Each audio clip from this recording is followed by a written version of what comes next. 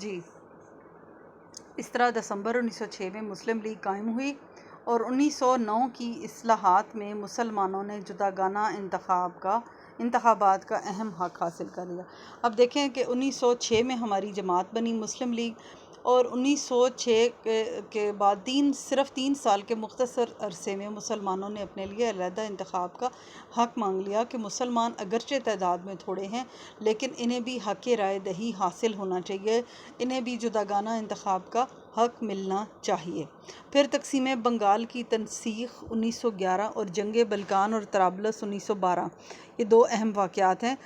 بنگال کی جو تقسیم، میں نے آپ کو جیسا کہ پہلے بھی بتایا کہ بنگال کی تقسیم سے مسلمانوں کو فائدہ پہنچ رہا تھا، انتظامی معاملات کے تحت انگریزوں نے اس کی تقسیم کی تھی، لیکن اس کا چونکہ مسلمانوں کو فائدہ ہو رہا تھا لہٰذا ہندوؤں نے اسے منسوخ کرانے کے لیے شور مچانا شروع کر دیا، اور بالآخر 1911 میں بنگال کی تنسیخ ہوئی، تقسیم بنگال کینسل ہو گئی، اور 1909 کی اس کے بعد جنگ بلقان اور طرابلس سے جب مسلمانوں کو یقین ہو گیا کہ ان کے قومی اور بین الاقوامی حقوق حکومت برطانیہ کے ہاتھوں میں محفوظ نہیں رہ سکتے تو انہوں نے ہندوستان کے لیے سیلف گورنمنٹ کا مطالبہ کیا۔ 1913 میں اور کانگریس کی طرف تعاون کا ہاتھ بڑھایا، یعنی جب یہ ساری باتیں سامنے آئیں تو انہوں نے کہا کہ ہم انگریزوں کی حکومت جو ہے وہ مسلمانوں کے حق میں نفع بخش یا فائدہ مند نہیں ہے، انگریز مسلمانوں کے حقوق کا تحفظ نہیں کر رہے، وہ اکثریتی جماعت کو نوازنے پر تلے ہوئے ہیں اور مسلمان جو ہے یہاں پر غیر محفوظ ہیں، لہٰذا انہوں نے اپنے لیے سیلف گورنمنٹ، ایک ذاتی حکومت، علیحدہ وطن کا مطالبہ کرنا شروع کر دیا۔ جنگ عظیم اول نے ہندوستانیوں کے دلوں میں حرکت پیدا کی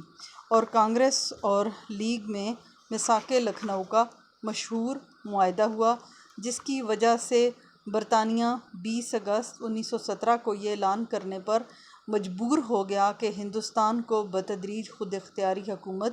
دے دی جائے گی۔ جب انہوں نے یہ دیکھا کہ جنگ عظیم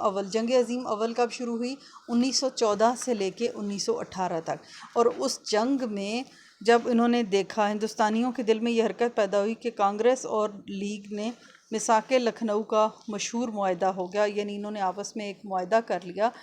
اور اس کی روح سے انہوں نے کیا کیا کہ 20 اگست 1917 کو انگریز حکومت نے یہ اعلان کر دیا، وہ مجبور ان کو اتنا کیا کہ وہ اعلان کرنے پر مجبور ہو گئے کہ ہندوستان کو بتدریج یعنی آہستہ آہستہ سٹیپ بائی سٹیپ خود اختیاری حکومت دے دی جائے گی، یعنی ہم اقتدار ان کے حوالے کر دیں گے اور ان کا وطن ہم چھوڑ کر یہاں سے چلے جائیں گے، ان کو آزادی دے دی جائے گی۔ لیکن اس وقت کیا تھا؟ اس وقت یہ تھا کہ اس وقت انگریز کو جنگی سپاہیوں کی فوج کی ضرورت تھی، اور یہاں سے ہمارے جو ہندوستانی سپاہی جو تھے ان کو بھرتی کر کر کے جنگ میں جھونکا گیا، پہلی جنگ عظیم میں بھی اور دوسری جنگ عظیم میں بھی یہاں سے لوگوں کو بھرتی کر کر کے بھیجا گیا، اور اس پر لیکن جنگ کا ختم ہونا تھا کہ برطانوی حکومت نے ہندوستان سے طوطے کی طرح آنکھیں پھیر لی۔ طوطے کی طرح آنکھیں پھیر لینا، طوطے کو بارے میں کہا جاتا ہے کہ وہ بے وفا پرندہ ہے، آپ نے شاید وہ محاورہ سنا ہوگا، طوطا چشمی کرنا، طوطے کی طرح آنکھیں پھیر لینا۔ آنکھیں پھیر لینا یعنی اپنی بات سے مکر جانا، وعدہ کر کے اس وعدے کو توڑ دینا، بات سے مکر جانا، طوطا چشمی اس کو کہتے ہیں۔ طوطا چشمی ایک محاورہ ہے، تو طوطے کی طرح انہوں نے آنکھیں پھیر لی، اپنی بات سے مکر گئے اور ظالمانہ قوانین نافذ کرنے کی ٹھان لی، اور 1919 میں انہوں نے یہ شروع کیا، اور ادھر یورپ میں ترکی کے حصے بکھرے کرنے کی سازش کی۔ ترکی جو تھا وہ ایک چھوٹا سا ملک نہیں تھا بلکہ 3 براعظموں پر مشتمل مسلمانوں کی بہت بڑی خلافت تھی، جس کا انہوں نے خاتمہ کر دیا۔ صلیبی طاقتوں نے مل کر مسلمانوں کی بہت بڑی حکومت کو انہوں نے ختم کیا کہ مسلمان جو تھے وہ بہت دور، عرب ریاستیں جو تھیں وہ بہت دور دور تک 3 براعظموں پر مسلمانوں کا اقتدار تھا، اور یہ یہودی اور عیسائی بہت ڈرتے تھے۔ پھر ان لوگوں نے مل کر پلاننگ کی کہ ہم کچھ ایسا کریں کہ مسلمانوں کی اس مجموعی طاقت کو ختم کر دیا جائے، اور اس وجہ سے ایک سازش کے تحت انہوں نے ان پر حملہ کیا اور اس کے ٹکڑے ٹکڑے کر دیا اور اس کو چھوٹے چھوٹے حصوں میں بانٹ دیا۔ تو مسلمان جو تھے وہ اپنی نا اتفاقی، جہاں مسلمان اپنے دین سے دور ہوا، جہاں مسلمان نے اللہ کے پیغام کو چھوڑا، جہاں مسلمان نے دین کو چھوڑا، وہاں وہ برباد ہوا۔ تو بس کچھ ایسا ہی ہوا کہ مسلمان اس دور کے بھی جو تھے مسلمان، وہ غفلت کا شکار ہوئے، دین سے لاپرواہی برتی اور اللہ کے نافرمان ہوئے، اور بس پھر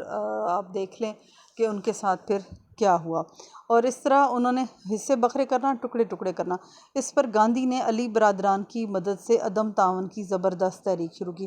اب اس وقت جو مسلمانوں کی دلی کیفیات تھی، مسلمان آپ کو پتہ ہے جذباتی قوم ہیں، تو اس وقت مسلمان جس دکھ اور کرب سے گزر رہے تھے، تو اس وقت گاندھی نے ان کے ساتھ مل کر انگریزوں کے خلاف تحریک چلائی، تو مسلمانوں نے ان کی ہمدردی کو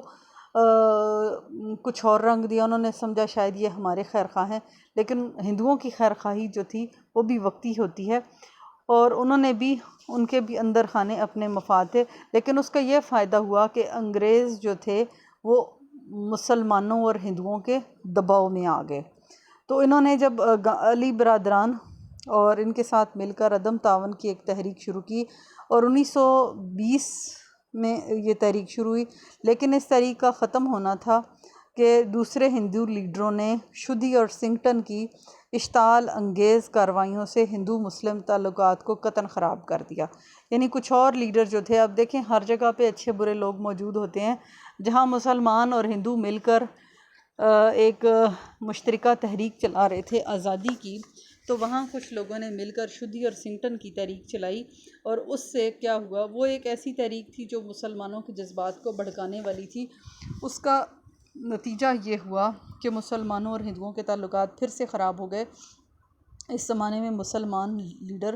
غفلت کی نیند سوئے رہے، لیکن سائمن کمیشن کی آمد اور نہرو رپورٹ کی مسلم کش تجاویز پر وہ اپنے خواب سے چونکے،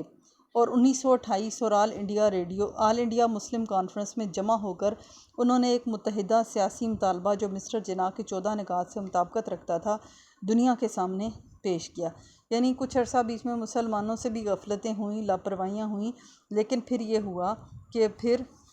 ان کو خیال آیا سائمن کمیشن کی آمد پر، انہوں نے پھر اپنے قائد اعظم نے اپنے 14 نکات پیش کیے اور ایک متحدہ سیاسی مطالبہ کیا، اور اس کے بعد 1929 ادھر کانگریس نے گاندھی کی قیادت میں مکمل آزادی کا اعلان کر کے سول نافرمانی کی تحریک شروع کر دی۔ 1930 میں انہوں نے یہ کیا۔ اس دوران لندن میں گول میز کانفرنس کا انعقاد ہوا 1930 تا 1932 میں، اور برطانوی حکومت نے اپنا فرقہ وارانہ فیصلہ سنایا، لیکن ہندو لیڈروں کی ہٹ درمی کے باعث ہندوؤں اور مسلمانوں میں کوئی سمجھوتہ نہ ہو سکا۔ 1935 میں نیا گورنمنٹ آف انڈیا ایکٹ نافذ ہوا،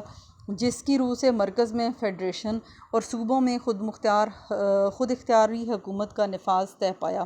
1937 کے انتخابات کے بعد کانگریس پہلے 6 اور پھر 2 اور صوبوں میں حکومت کرنے لگی، جس سے اس کا سر پھر گیا۔ جیسے ہی ان کو اختیارات ملے تو کانگریس اپنے وعدوں سے پھرنے لگی، اور انہوں نے اپنے جو ہے وہ اوقات دکھانا شروع کر دی، اور مسلمانوں کے ساتھ برائی شروع کر دی، اور اس نے مسلم لیگ سے منہ پھیر کر مسلمانوں کو بحیثیت قوم کے ملیہ میٹ کرنے کا مصمم ارادہ کر لیا۔ ملیہ میٹ مکمل طور پر ختم کرنے کا پختہ ارادہ کر لیا، پختہ ارادہ کرنا۔ چنانچہ کانگریسی حکومتوں نے اردو کو مٹایا، ہندی کو ابھارا، اور ہندوانہ تمدن کے دیگر اداروں اور نشانات کو فروغ دے کر ہندوستانی مسلمانوں کی جداگانہ ہستی کو ہندوؤں میں مدغم کرنے میں بیسیوں اعلانیہ اور خفیہ مساعی کی۔ ٹھیک ہے، اور اس طرح سے انہوں نے ہر طریقے سے اپنا جو کلچر تھا، ہندو کلچر تھا، ہندو زبان کو انہوں نے سامنے لانے کی کوشش کی، اردو کو ختم کیا، ہندی کو سامنے لائے، اور اپنا ہندوؤں کا جو کلچر تھا، تمدن تھا، اس کو کے دیگر اداروں اور نشانات کو فروغ دے کر ہندوستانی مسلمانوں کی جداگانہ ہستی کو، یعنی ان کی ایک الگ حیثیت کو ختم کر کے ہندوؤں میں مدغم کرنے میں بیسیوں اعلانیہ اور خفیہ مساعی کی، مدغم کرنے میں شامل کرنے کی بیسیوں بے شمار اعلانیہ، سرِ عام، کھلے عام اور خفیہ چھپ چھپا کے کوششیں کی، یعنی سامنے بھی آ کر کوششیں کی اور خفیہ طور پہ بھی ہر طرح سے جو ان کے بس میں آیا، اس طرح ان کی نیت کھل کر سامنے آ گئی۔